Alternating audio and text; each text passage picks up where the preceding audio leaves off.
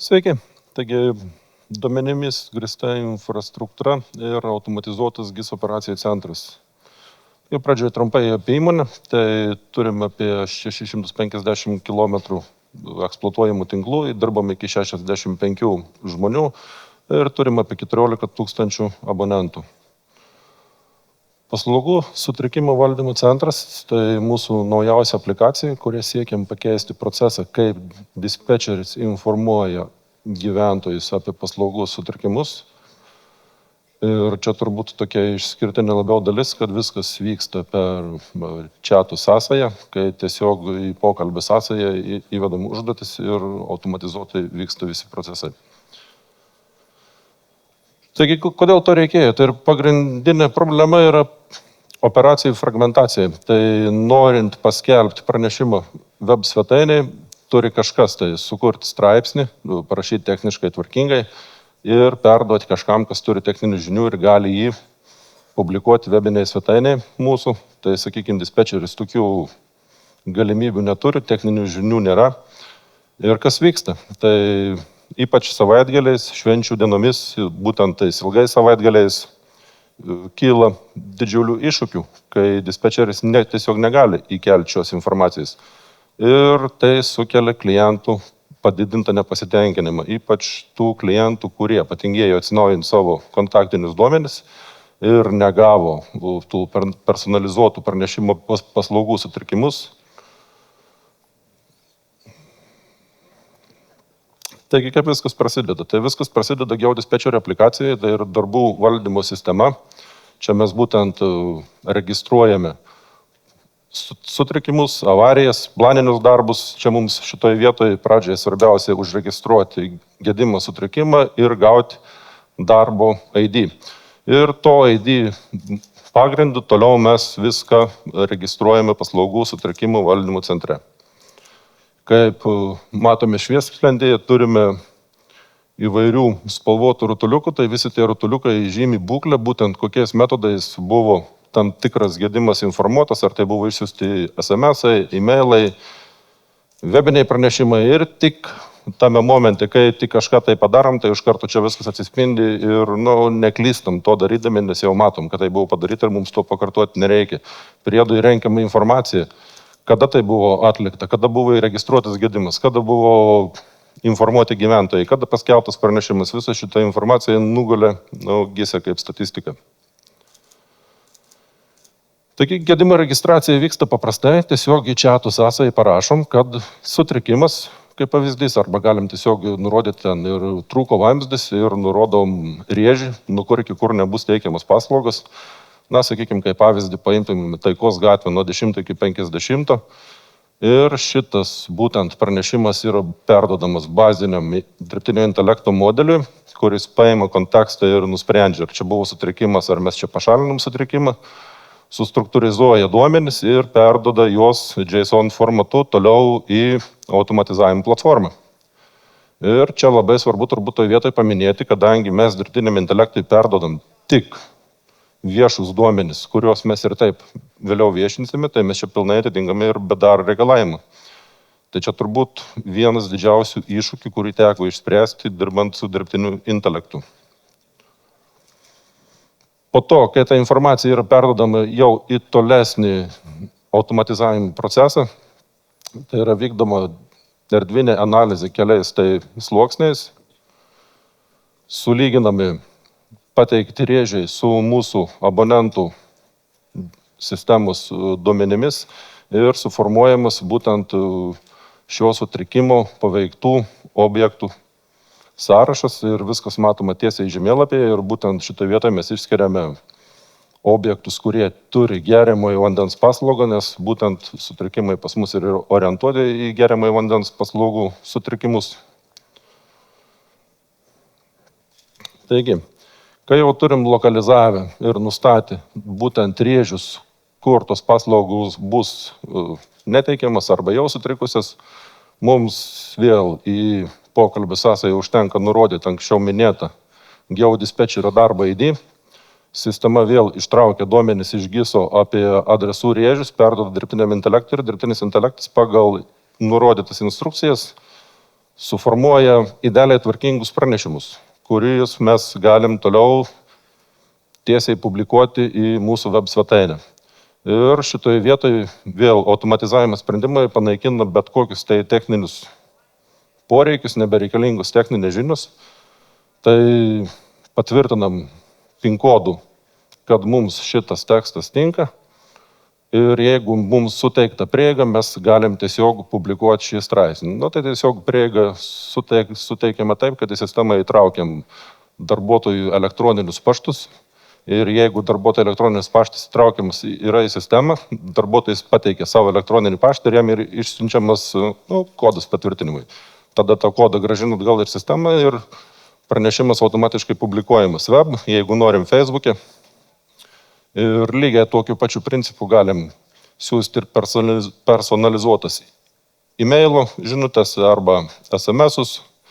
Prie SMS-ų čia turbūt padirbėjom truputį daugiau. Nusprendėm, kad SMS-os nenaudosim lietuviškų simbolių dėl SMS-o ilgio apribojimų. Tai automatizuoti sprendimai pilnai išvalo tos simbolius, suformuoja techniškai tvarkingus pranešimus ir prieš siunčiant pranešimą mums netgi parodo čiatą, kiek mums kainuos būtent šito operacija. Tai kaip jau minėjau, mes surinkinėjom ir statistiką. Kai suregistruoti gedimai, tai modelis automatiškai surinkinėja ir kiek registruotų gyventojų bus paveikta būtent šio sutrikimo. Ir tai yra labai svarbi informacija, kuri prieš tai būdavo tik preliminari. Nes kaip ir metų pabaigoje ir pradžioje kažkaip tai turime vertui pateikinėti ataskaitą, kiek gyventojų, kuriam laikui buvo sutrikusios paslaugos. Tai šitoje vietoje mes dabar turim visiškai tikslę informaciją. Bent jau iš dalies tikslę, nes tai registruoti gyventojai, tai nėra tikras tas pilnas gyventojų skaičius. Ir statistikos modulis. Čia irgi toks, sakykime, jau teko prieš tai kalbėti, kokią metodiką galėtumėm taikyti nelegalių prisijungimų paieškai, kai sulyginam mūsų turimus abonentus su registrų centrų adresais, erdviniu būdu ir išskiriam būtent tos adresus, kurie nepersidengia ir apibrėžiam 200 metrų spindulį ir taip sutrumpinam, sumažinam plotį, kuriam turėtumėm ieškoti tų nelegalių prisijungimų. Tai čia pažiūrėjom truputį giliau, dar prie viso to pritraukiam ir registruotus gyventojus ir įvykdom dar papildomą erdvinę analizę ir, sakykime, įrankis čia, kaip matom, be skaičių, tos skaičius čia pašalinom, bet vėl, kaip ir matom, į čiatą užtenka pasakyti, kaip pavyzdys sutrikimai Taikos gatvėje būtų ir jis paima visą tą Taikos gatvę ir išnarsto detaliai. Tai suskaičiuoja, kiek turim kokio tipo paslaugų, kiek ten turim registruotų gyventojų, kiek turim objektų be sutarčių ir turbūt svarbiausias rodiklis, ką mes čia gaunam, tai būtent objektų be sutarčių skaičių, kuriuose turim registruotų gyventojų ir juos galim tiesiai išskirti ant žemėlapį. Ir tai, sakykime, gerokai sumažina dar tų nelegalių prisijungimų paieškos plotą. Ir natūraliai mes tos objektus turbūt galėtumėm vadinti potencialiais abonentais. Kadangi visą tai registruojam į GIS-ą, tai čia panaudojam view-only duomenų sluoksnį ir sukūrėm viešą sutrikimo žemėlapį. Šitas viešas sutrikimo žemėlapis ir prieinamas iš mūsų web svetainės ir čia mes matom esamus ir būsimus planinių darbų paslaugų sutrikimus ir mes čia perteikiam tiesiog adresus ir numatomus periodus, kada tos paslaugos nebus teikiamus. Ir čia norėjau parodyti būtent N8N automatizacijos platformą, kaip atrodo, būtent tai, ką dabar matome, atlieka kasdienį mūsų abonentų valdymo sistemos duomenų sinchronizacijos užduotį su GIS. Tai atvirkštinės inžinerijos metodais mums pavyko robotizuoti savo veiksmus, kuriuos atlikdavom kartą per mėnesį ir geokoduodavom savo abonentų duomenų bazės duomenys į GIS-ą. Tai dabar šitas procesas yra atliekamas kartą per dieną ir kiekvieną dieną mes pradedam su pačia naujausia informacija, todėl visas mūsų gyventojų informavimo tas modulis tampa ganėtinai tikslus. O dabar čia matom būtent visos prieš tai pristatytos platformos apimti. Čia turim daugmaž 260 mazgų automatizacijai. Šiam momentui jau tų mazgų skaičius peržengia 300 ir pagal poreikių vis daug didėja. Kiek matom naujų galimybių, kaip mes galim dar labiau palengvinti dispečerių darbą. Ir kaip valdyti tos duomenis. Ten turim tokių kartais idėjų, kurių iš pradžių nematėm, atrodė paprasčiau ir galim dar labiau supaprastinti. Tai tolesnė pranešimų dalis bus apie duomenimis grįstą infrastruktūrą. Tai čia turime eksploatacinės priežiūros, būtent nuotekų valymo įrenginių eksploatacinės priežiūros darbų anketą, turbūt tai būtų galim pavadinti. Tai čia sukūrėm dashboardą, tokią apklausą, kur sužymėjom visus galimas užduotis, tiek periodinės, tiek kasdienės. Tų darbų tikrai buvo daug, tai viską sugrupavom pagal objektus, kurie yra būtent tame objekte, kurį tikrinam, ir kiekvienam objektui sukūrėm personalizuotą anketą. Būtent tai, ką čia matome švieslentis dalį, tai visi šitie pateikti duomenys, čia kaip vienas įrašas, sakykime, būtų, tai yra kiekviename įraše yra atvaizduojami visi galimi darbai, kurie buvo pažymėti, užsidega žaliai, o kas buvo netlikta nepažymėta, tai ir raudoni. Ir kodėl tai yra svarbu? Kadangi tų darbų mes turim tiek daug, tai yra svarbu matyti ne vien tik tai, kas buvo atlikta, bet tai, kas ir liko netlikta. Ir susidūrėm su darbuotojų simulacijom, kai jie pateikinėja duomenis, net nenuvykę ir netlikę tos apžiūros, tiesiog fiksuoja, kad jie ten buvo ir atliko savo darbą. Ir čia buvo problema. Tai survėjui sukūrėm metodą, sakykime, kad prieš įvedant duomenis mes turim patvirtinti, kad atvykome į vietą. Kad patvirtintumėm tai, kad įvykome į vietą, turime būti netoliau kaip 200 metrų nuo tikrinamo objekto. Ir taip pat N8N, to vadinamojo workflow gabalėlis, tai dabar papildomai įsivedėm ir kasdienės patikras, tai sakykime, prasisuka ryte šitas procesas ir patikrina, prieš kiek laiko buvo pateiktas paskutinis įrašas paskutinių tikrinamuose objektuose. Ir išskiriami objektai, kuriuose nebuvo atliktos patikros 3 dienas. Ir jeigu taip įvyko, tai yra siunčiamas pranešimas darbuotojui, kad ten reikėtų atlikti patikrą. Bet iš tikrųjų geriausia motyvacija darbuotojams tai yra kaip po 6 dienų taip pat siunčiamas pranešimas ir vadovai.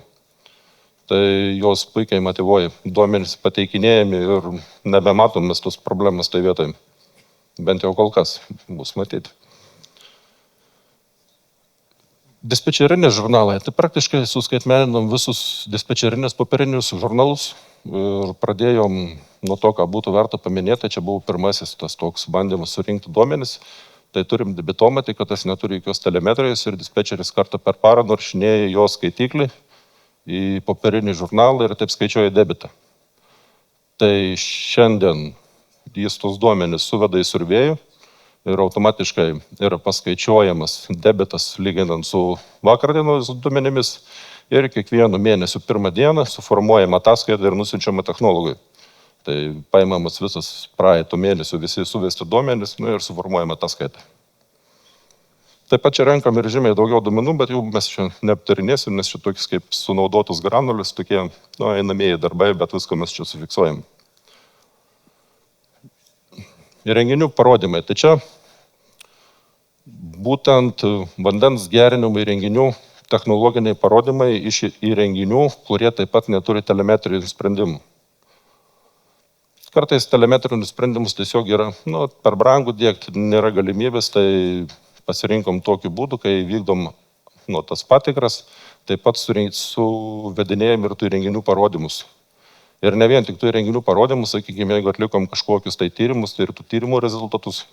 Ir kai yra pateiktas naujas įrašas apie naujus duomenis, automatiškai informuojamas technologas ir taip pat siunčiamos savaitinės ataskaitos apie tai, kada paskutinį kartą kokiam įrenginiui buvo atlikta patikra ir kokie ten tie rezultatai buvo. Susiregistravom visas transporto priemonės, visas svarbias datas, kaip draudimo datas, kelių mokesčius. Turėjom tokią problemą, kad, kartais tiesiog, sakykime, pražiopsom ir važinėja transporto priemonė be draudimo arba be kelių mokesčių. Tai šioje vietoje pasirinkom tokį įdomų periodiškumą. Tai automatizuotai kas 10 dienų tikrinam, ar per ateinančias 30 dienų neturim kažkokių tai svarbių įvykių ir informuojam transporto ir ūkio skyriaus vadybininką. Ir tai tikrai sumažina tikimybę, kad transporto priemonės važinės ten be draudimo. Lygiai taip pat vykdom ir sutarčių kontrolę. Čia taip pat susiregistravom sutartis, mėnesio gale susivedinėja, kiek tos sutarties vertės buvo panaudota, datos, informavimas, gerokai palengvina visą tą stebėjimą. Taip pat, naudodami FieldMaps, suregistravom daugiau negu 650 šulinių, kurių neturim jokių kitoje sistemoje, tai čia pagrindė didžioji dalimi ir sovietinių laikų palikimas. Jau teko kalbėti, kokie čia iššūkiai buvo kilę ir dabar po tam tikrą laiką pasistebėjom tokią klaidą, kurią padarėm. Tai pagrindinė klaida įvyko čia fotografijos metu. Nenustatėm to, sakykime, proceso, kada reikėtų fotografiją daryti atsistojus ir žiūrint į šiaurę. Tai šiuo momente mes matom tiesiog šulinį ir kas viduje, tai jeigu būtumėm taip pasidarę, tai ta nuotrauka mums duotų žymiai daugiau tos informacijos. Taip pat praeitais metais pradėjom vykdyti hidrantų patikras. Prieš tai lauko darbuotojams būdavo išduodamas tiesiog papirinis sąrašas su adresais, kur atvykus į vietą reikėtų aiškintis, ar čia tikrai to vieta, kur to vieta tas hidrantas, užimdavo daugybę laiko ir tų nesusipratimų. Tai dabar šitas patikras atliekantis darbuotojai su tiesiog experience builderio žemėlapiu vaikšto ir žymi, kokias patikras kur atliko. Tačiau užtenka žemėlapį pažymėti objektą iš iškylančio lango, paspausti nuorodą ir pažymėti, kokia to hidrantų būklė. Tai gerokai supaprastina darbą, o šitas toks dashboardas tai gerokai palengvina darbą vadovams. Tai visas stebėjimas ir nekyla klausimų, kiek darbų buvo atlikti ir kiek jų dar turim atlikti.